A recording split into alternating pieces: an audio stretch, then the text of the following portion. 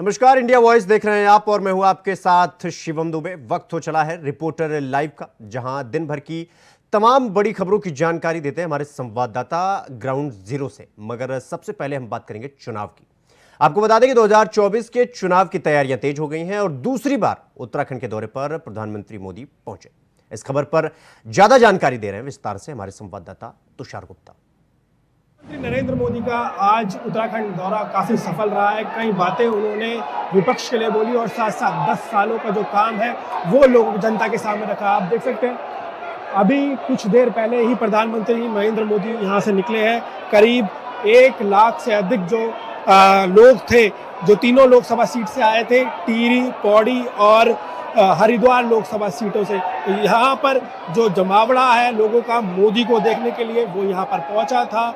मोदी ने प्रधानमंत्री नरेंद्र मोदी ने कई बातें ऐसी बोली कि मैं पहले तो देवभूमि का नमन करता हूँ, माँ गंगा को नमन करता हूँ, और उसके बाद अपना जो संबोधन है वो शुरू किया। और उसमें जो 10 साल की उपलब्धि थी 370 हटाने को लेकर, साथ साथ 3 तलाक का जो फैसला लिया गया, साथ साथ जिस तरह से उत्तराखंड में प्रकृति देखने को मिल रही है, जो विकास की धारा बह रही है, इंडस्ट्रियल्स आ रही है, साथ साथ जिस तरह से जो लोकल ब्रांड उठाया जा रहा है। और प्रधानमंत्री नरेंद्र मोदी ने कहा कि उत्तराखंड को टूरिज्म के लिए जाना जाता है। तो ऐसे में जिस तरह से उन्होंने जो उनका पिछले वर्ष आदि कैलाश का दौरा रहा है वो काफ़ी सफल रहा है। और लगातार प्रधानमंत्री का ये कहना है कि इसी तरह टूरिज्म के क्षेत्र में वो उठाते रहेंगे उत्तराखंड को और ऐसी जगहों के बारे में लोगों को पॉपुलर करते रहेंगे। वहीं अगर मैं बात करूं तो उत्तराखंड में जिस तरह से सरकार ने काम किया है उसको उन्होंने बढ़ावा दिया है और उन्हें ताकत देने की जो जनता से अपील की गई है।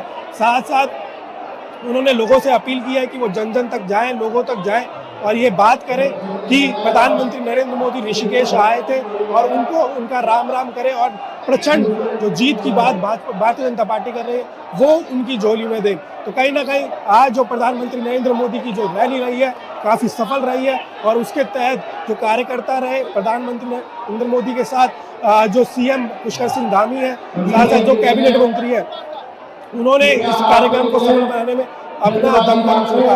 कहीं ना कहीं ये सफल कार्यक्रम सफल रहा और प्रधानमंत्री नरेंद्र मोदी का जो दौरा रहा उससे कहीं ना कहीं लोकसभा चुनाव में काफी प्रभाव पड़ने वाला है। कैमरा निशान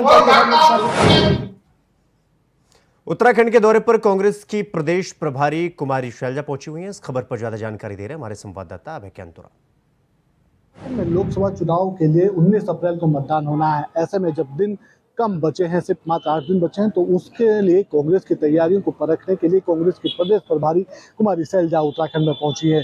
देहरादून में पार्टी कार्यकर्ताओं के साथ उन्होंने बैठक की, पार्टी पदाधिकारियों को दिशा निर्देश दिए और जो कांग्रेस की राष्ट्रीय स्टार प्रचारक है प्रियंका गांधी, उनके जो आगमन की जो तैयारी, उनका जो दौरा होना है, उस दौरे की समीक्षा भी यहाँ पर की रही कि किस प्रकार से उस दौरे को सफल बनाया जा सकता है। ये समझा जा सकता है कि कांग्रेस की जो तैयारियां थी उन तैयारियों को परखने का काम वो कर रही हैं और कांग्रेस के कार्यकर्ताओं को बूस्ट अप करने का काम उनकी तरफ से यहाँ पर किया जाएगा। लेकिन ये सब अंतिम चरण में यहाँ पर हो रहा है, यानी जो तैयारियां पूर्व में होनी चाहिए थी कांग्रेस की तैयारियां, वो अब तक दिखी नहीं थी और अब कार्यकर्ताओं में जो हतोत्साह था, जो निराशा थी, उस निराशा को ही दूर करने का काम उनकी तरफ से किया जा रहा है। कांग्रेस तैयारी तो कर रही है, जीत के दावे तो कर रही है, लेकिन 19 अप्रैल को जनता मतदान जरूर यहाँ पर करेगी और किस आधार पर करेगी आने वाला वक्त बता पाएगा। कैमरामैन अभय कैंतुरा। केजरीवाल की याचिका पर 15 अप्रैल को सुप्रीम कोर्ट सुनवाई करेगा। इस खबर पर ज्यादा जानकारी दे रहे हैं हमारे संवाददाता अजीत कुमार। राजधानी दिल्ली में कथित शराब घोटाले के मामले में दिल्ली की तिहाड़ जेल में बंद मुख्यमंत्री अरविंद केजरीवाल ने अपनी गिरफ्तारी के विरोध में दिल्ली हाई कोर्ट में एक याचिका दायर की थी, जिसे बीते दिनों याचिका को रद्द कर दिया गया, जिसके बाद तुरंत अगले ही दिन यानी 10 अप्रैल को मुख्यमंत्री अरविंद केजरीवाल की तरफ से सुप्रीम कोर्ट में हाई कोर्ट के फैसले को चुनौती देने की मांग की और इस मामले में तत्काल सुनवाई की भी मांग की। हालांकि कल जिस तरीके से पूरे दिन देखने को मिला, उसके बाद शाम के समय सुप्रीम कोर्ट ने इस मामले में तुरंत सुनवाई से साफ इनकार कर दिया। उसके बाद से ही आशंका जताई जा रही थी कि अब इस मामले में सोमवार को सुनवाई हो सकती है और अब ताजा खबर यही आ रही है कि इस मामले में सुप्रीम कोर्ट की तरफ से 15 अप्रैल यानी कि सोमवार को सुनवाई करेगा। आपको बता दें कि इससे पहले हाई कोर्ट में इस मामले को याचिका को खारिज कर दिया गया था और मुख्यमंत्री अरविंद केजरीवाल की गिरफ्तारी को हाई कोर्ट ने पूर्ण तरीके से संवैधानिक बताया था, जिसको चुनौती देते हुए उनकी तरफ से सुप्रीम कोर्ट में याचिका दायर की थी। अब ऐसे में देखना यह होगा कि सुप्रीम कोर्ट जब सोमवार को सुप्रीम कोर्ट में सुनवाई होती है तो क्या फैसला मुख्यमंत्री अरविंद केजरीवाल के पक्ष में आता है या फिर उनके लिए आफत जो है वो बरकरार रहती है। खैर, अब तो ये आने वाले समय में ही साफ हो पाएगा। Ajit Kumar, India voice. दिल्ली में आम आदमी पार्टी की मुश्किलें कम होने का नाम नहीं ले रही हैं। इस खबर पर ज्यादा जानकारी दे रहे हैं हमारे संवाददाता अजय चौहान। दिल्ली सरकार में लगातार कहीं न कहीं चाहे विधायक हो, चाहे सांसद हो या मंत्री हो, लगातार इस्तीफा देते नजर आ रहे। वहीं वैभव कुमार को जिस तरह विजिलेंस ने नोटिस जारी किया, उससे पहले भी पूछताछ होगी। वैभव कुमार लगातार अरविंद केजरीवाल के सचिव रहे थे, निजी सचिव रहे, और वैभव जब से अरविंद केजरीवाल सरकारी डिपार्टमेंट में नौकरी करते थे, उसके बाद जब राजनीति में आए तो उन्होंने अपने निजी इस्तीफा रखा गया। लगातार विजिलेंस से जिस तरह से सूचना थी, उसके बाद उन्होंने एक लेटर लिखा जो एलजी को दिया। एलजी की तरफ से जब नोटिस जारी किया गया, उनको उनके पद से हटा दिया गया। अब देखना ये होगा कि आखिरकार आम आदमी पार्टी की जो मुश्किलें लगातार बढ़ती नजर आ रही हैं, ऐसे में क्या दिल्ली सरकार टूटती नजर आएगी या और अभी ऐसे विधायक हैं और जो मंत्री हैं क्या इस्तीफा दे पाएंगे? ये अब सबसे बड़ी खबर, क्योंकि लगातार अरविंद केजरीवाल को ना तो हाईकोर्ट से राहत मिली, अब वो सुप्रीम कोर्ट में जाने की तैयारी में। देखना ये होगा कि सुप्रीम कोर्ट को 15 तारीख को क्या सुनवाई होगी या उनको राहत मिलेगी। लेकिन लगातार आम आदमी पार्टी की मुश्किलें बढ़ती नजर आ रही है। लखनऊ में कड़ी सुरक्षा के बीच पढ़ी गई ईद उल फितर की नमाज। इस खबर पर ज्यादा जानकारी दे रहे हैं हमारे संवाददाता आसिफ पे। और मुस्लिम एकता का प्रतीक पर्व ईद उल फितर आज कड़ी सुरक्षा व्यवस्था के बीच मनाया गया। ईदगाह में नमाजियों ने नमाज अदा कर देश के अमन शांति की दुआ मांगी। वहीं कई राजनीतिक संगठनों ने ईदगाह पहुंचकर नमाजियों को ईद की मुबारकबाद भी दिया। आपको बता दें कि ईद को लेकर यूपी डीजीपी प्रशांत कुमार ने यूपी को अलर्ट मोड पर रखा था।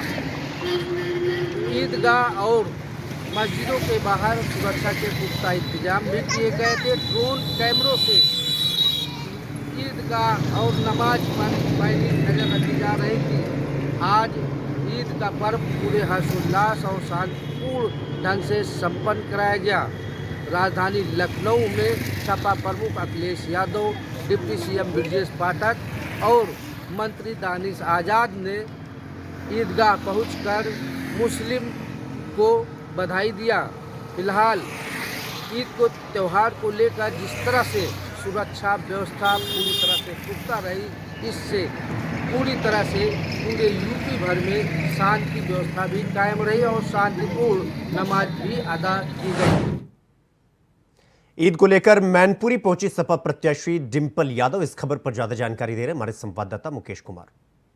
समाजवादी पार्टी की प्रत्याशी डिंपल यादव आज मैनपुरी पहुंची। ईद के पर्व को लेकर आगरा रोड स्थित खानका रसीदिया पर मुस्लिम समाज के लोगों से मुलाकात करते हुए ईद की शुभकामनाएं दी हैं। शुभकामनाएं देने के बाद मीडियाकर्मियों से रूबरू होते हुए उन्होंने साफ तौर से कहा है कि लखनऊ एक्सप्रेस वे पर जो समाजवादी पार्टी ने बनाया है उस पर सेना के लड़ाकू विमान उतारे जा रहे हैं। अगर भारतीय जनता पार्टी अपने कामों पर विश्वास करती है तो बुंदेलखंड एक्सप्रेस वे पर लड़ाकू विमान उतार कर दिखाए। समाजवादी पार्टी के जो काम है उन्हीं को लगातार भारतीय जनता पार्टी करती जा रही है। कोई पूरे प्रदेश में नया काम कर नहीं दिखाया है। बेरोजगारी इतनी बढ़ गई है, युवाओं को रोजगार नहीं है। और उन्होंने कहा है कि जो प्रचार करने के दौरान जिन लोगों से संवाद हो रहा है, या महिलाएं हो, युवती हो या किसान हो, किसी की किसान की आय दोगुनी नहीं हो पाई है, जिसके बाद सभी लोग अब भारतीय जनता पार्टी से नाराज दिख रहे हैं। अब देखना यह है कि क्योंकि आगामी जो लोकसभा चुनाव आ रहे हैं उस पर सभी मुद्दों पर वह जनता जवाब देगी। और क्योंकि समाजवादी पार्टी ने घोषणा पत्र भी अपना जारी किया है जिसमें युवाओं को बीएसपी छोड़ आरएलडी खेमे में पहुंचे बिजनौर के सांसद मलूक नागर। इस खबर पर ज्यादा जानकारी दे रहे हैं हमारे संवाददाता आसिफ बेग। बसपा सुप्रीमो मायावती को सियासत के एक अखाड़े में एक और मात मिली है। उनकी पार्टी के सांसद ने इस्तीफा देकर एनडीए ज्वाइन कर ली। आपको बता दें कि लोकसभा चुनाव के दौरान बसपा नेताओं और उनके सांसदों का इस्तीफा देने का सिलसिला कम नहीं हो रहा है। आज बिजनौर के बसपा सांसद मलूक नागर ने पार्टी से इस्तीफा दे दिया और इस्तीफा लिखा पत्र सोशल मीडिया पर भी वायरल कर दिया है। इससे कहीं न कहीं बसपा सुप्रीमो को बड़ा झटका लगा है। मलूक नागर बसपा सुप्रीमो मायावती के बेहद करीबी भी बताए जाते थे, क्योंकि 2009 और 14 के चुनाव में हार के बावजूद भी बसपा सुप्रीमो मायावती ने उन पर भरोसा जताया था और बिजनौर से उन्हें 2019 में लोकसभा प्रत्याशी बनाया था। सपा का साथ मिलने के बाद मलूक नागर को जीत हासिल हुई थी, लेकिन इस बार बसपा सुप्रीमो मायावती ने उनका टिकट कर दिया। उनके स्थान पर चौधरी विजेंद्र सिंह को बसपा सुप्रीमो मायावती ने प्रत्याशी घोषित कर दिया। इनका टिकट कटने के बाद मलूक नागर नाराज चल रहे थे और आज पार्टी से इस्तीफा देते हुए रालोद ज्वाइन कर लिया और साथ ही साथ उन्होंने बसपा सुप्रीमो मायावती पर बड़ा हमला भी बोला। फिलहाल जिस तरह से लोकसभा चुनाव के पहले बसपा सुप्रीमो को लगातार झटका पर झटका लग रहा है, इससे कहीं न कहीं बसपा की राह कांटों भरी दिख रही है। वहीं रालोद ज्वाइन करने के बाद मलूक नागर ने रालोद में आस्था भी जताई है। मलूक नागर के इस्तीफे से जहां एक तरफ बसपा को झटका लगा है, वहीं एनडीए के सहयोगी दल रालोद को मजबूती भी मिली है, क्योंकि बिजनौर सीट रालोद के हिस्से में आई है। फिलहाल देखना यह होगा कि जिस तरह से हर रोज राजनीतिक घटनाक्रम बन और बिगड़ रहे हैं, इसमें बसपा सपा और बीजेपी क्या गुल खिलाती है। कैमरा पर्सन रमाशंकर यादव के साथ आज सांसद स्मृति ईरानी के आवास पर आज सैकड़ों की संख्या में यदुवंशियों ने सांसद स्मृति ईरानी को अपना समर्थन दिया है। इस खबर पर विस्तार से जानकारी दे रहे हैं हमारे संवाददाता संजय यादव। चुनाव 2024 का आगाज हो चुका है। अमेठी में 5वें चरण में 20 मई को मतदान होना है। ऐसे में भारतीय जनता पार्टी से तीसरी बार प्रत्याशी बनी केंद्रीय मंत्री व अमेठी सांसद स्मृति ईरानी अपने निज आवास मैदान मेवई में आज यादव महासम्मेलन का आयोजन किया, जिस सम्मेलन में हजारों की संख्या में यादव शामिल हुए, जहां पर उत्तर प्रदेश के मंत्री गिरीश चंद्र यादव भी सम्मिलित हुए। साथ ही साथ यादव ऊंटों से बात करते हुए स्मृति ईरानी ने कांग्रेस व समाजवादी पार्टी पर जोरदार हमला भी बोला।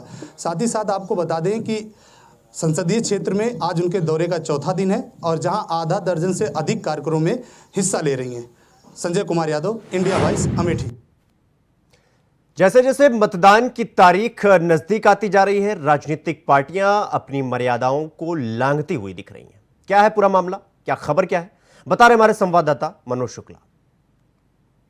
मतदान की तारीख जैसे जैसे नजदीक आती जा रही है, बीजेपी और कांग्रेस एक दूसरे पर हमलावर तेज कर रखे हैं। जी हां, दरअसल छत्तीसगढ़ के नेता प्रतिपक्ष चरण दास महंत ने राजनांदगांव में पूर्व मुख्यमंत्री भूपेश बघेल के प्रचार के दौरान एक जनसभा को संबोधित करते हुए नरेंद्र मोदी को लठ मारने की बात जनसभा में कह दी थी, जिसको लेकर बीजेपी हमलावर बनी हुई थी। उसी दरमियान कांग्रेस प्रत्याशी कवासी लखमा, जो बस्तर से कांग्रेस के प्रत्याशी हैं, उन्होंने भी मोदी को लेकर गोंडी भाषा में एक विवादित बयान दे दिया, जिसको लेकर बीजेपी का हमला और तेज हो गया। जी हां, दरअसल बीजेपी ने इन दोनों नेताओं को लेकर सोशल मीडिया के एक्स प्लेटफॉर्म पर एक वीडियो पोस्ट किया है। उस वीडियो में कांग्रेस पार्टी को कुत्ते का संज्ञान दे रखा है, जिसको लेकर छत्तीसगढ़ की राजनीति में एक भूचाल सा मच गया है। अब देखने वाली बात यह होगी कि कांग्रेस पार्टी इस वीडियो का कैसे पलटवार करती है। Manoj Shukla, India voice news, Raipur. चुनाव को लेकर जुबानी जंग तेज हो गई है। यूपी के कैबिनेट मंत्री ठाकुर जयवीर सिंह ने सपा पर निशाना साधा है। क्या कुछ कहा मंत्री, बता रहे हमारे संवाददाता मुकेश कुमार। सरकार के कैबिनेट मंत्री ठाकुर जयवीर सिंह ने बड़ा बयान दिया। उन्होंने कहा है कि 12 से 17 तक जिस समाजवादी पार्टी की सरकार रही है, उसमें लोगों से लूट खसोट, फिरौती और डकैती जैसी कई घटनाएं लगातार चर्चाओं में रही हैं। तो अखिलेश जी बताएं, आखिर इतनी गुंडागर्दी से जो सरकार कार्यकाल उनका चला है तो उसका जवाब तो जनता दे ही चुकी है। फिलहाल उत्तर प्रदेश में तो भाजपा की सरकार है, मगर आगामी जो लोकसभा चुनाव हैं उनको देखते हुए मैनपुरी लोकसभा सीट पर ठाकुर जयवीर सिंह को प्रत्याशी बनाया है। उन्होंने कहा है राजनीतिक आप बिल्कुल रूप से जाग चुकी है और जान चुकी है कि कौन से किसको चुनना है और किसको नहीं चुनना है। जयवीर सिंह ने काफ़ी समाजवादी पार्टी पर, राष्ट्रीय अखिलेश यादव पर और मुलायम सिंह को लेकर बयान दिया है। उन्होंने कहा है कि साफ तौर से मुलायम सिंह के कार्यकाल में भी गुंडई दबंगई खूब चली है, तो वहीं अखिलेश ने 12 से लेकर 17 तक उनके जातीय विशेष के लोगों ने गुंडई दबंगई खूब चलाई। इसके बाद उनको जनता ने नकार दिया और दोबारा से उनको सरकार में वापसी का नहीं दिया है। इसके बाद ठाकुर जयवीर सिंह को लोकसभा सीट से प्रत्याशी बनाया गया है और अब देखना है कि डिम्पल यादव के सामने आखिर कितना मजबूती मुकाबला देखने को मिलेगा। इंडिया वॉइस के लिए मैनपुरी से। दिल्ली आबकारी नीति घोटाले में उससे जुड़े मनी लॉन्ड्रिंग के मामले में के कविता की जो मुश्किलें हैं वो थमने का नाम नहीं ले रही हैं। क्या है पूरा मामला, बता रहे हमारे संवाददाता अजीत कुमार। कथित शराब घोटाले के मामले में तेलंगाना के पूर्व मुख्यमंत्री केसीआर की बेटी के कविता की मुश्किलें फिलहाल थमती हुई नजर नहीं आ रही है। जी हां, आपको बता दें कि किसी शराब घोटाले के मामले में ईडी के द्वारा के कविता को बीते दिनों गिरफ्तार किया गया था, जिसके बाद फिलहाल वो अभी 23 अप्रैल तक के लिए न्यायिक हिरासत में है और अब इसी मामले में के कविता को सीबीआई ने भी गिरफ्तार किया है। आपको बता दें कि इससे पहले के कविता ने कोर्ट में याचिका दायर करते हुए अपनी अंतरिम जमानत को लेकर के मांग की थी। हालांकि कोर्ट ने के कविता की अंतरिम जमानत याचिका रद्द कर दी थी। जिसके अगले ही दिन जब उनकी पेशी हुई तो उन्हें 23 अप्रैल तक के लिए न्यायिक हिरासत में भेज दिया था। अब ऐसे में देखना यह होगा कि अब ईडी के बाद सीबीआई का शिकंजा भी के कविता पर कसता हुआ नजर आ रहा है।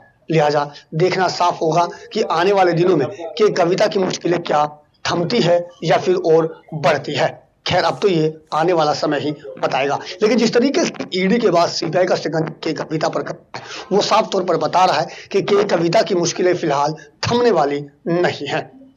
Ajit Kumar, India voice. तो वहीं नशा तस्करों पर चंदौली पुलिस की बड़ी कार्रवाई देखने को मिली है। क्या है पूरा मामला, बता रहे हमारे संवाददाता पवन पांडे। अवैध मादक पदार्थ की खरीद बिक्री में चंदौली पुलिस की कार्रवाई लगातार जारी है।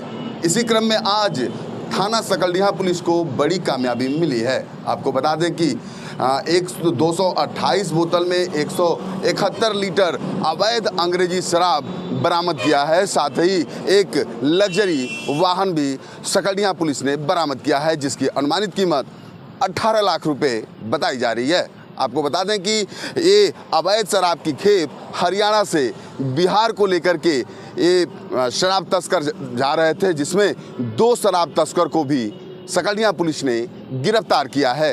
आपको बता दें कि ये जो लग्जरी वाहन है ये 1.5 माह पूर्व ये दिल्ली में ये चोरी की गई थी और जिससे ये इसी वाहन से ये अवैध शराब की खेप को बिहार लेकर के ये जा रहे थे। वहीं सकलडीहा पुलिस ने इन शातिर शराब तस्करों को धर दबोचा और आगे की कार्रवाई में जुट गई है। पवन पांडे, इंडिया वॉइस।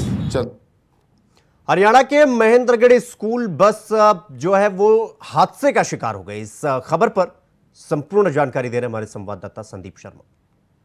में जहां एक तरफ ईद के मुबारक मौके पर एक दूसरे को मुबारकबाद देने का सिलसिला जारी था, वहीं हरियाणा के महेंद्रगढ़ जिले के कनीना कस्बे में एक निजी स्कूल की बस हादसाग्रस्त हो गई। जी हां, जीएल पब्लिक स्कूल की बस आज एक दर्दनाक हादसे का शिकार हो गई, जिसमें 16 विद्यार्थी उपस्थित थे। 16 विद्यार्थियों को गंभीर अवस्था में अस्पताल में भर्ती कराया गया। वहीं पर 6 विद्यार्थियों की मौके पर ही दर्दनाक मौत हो गई। सवाल ये उठता है कि आज जहां देश भर में छुट्टी का दिन है, सभी स्कूल निजी हो या सरकारी स्कूल सब बंद रहते हैं, वहां आज इस स्कूल ने विद्यार्थियों को किस मकसद से बुलाया गया था, आखिर कहां लेकर जाया जा रहा था इन बच्चों को। चश्मदीदों की अगर माने तो बस का ड्राइवर नशे में बताया जा रहा था, जो कि बस को ओवर स्पीड से चला रहा था।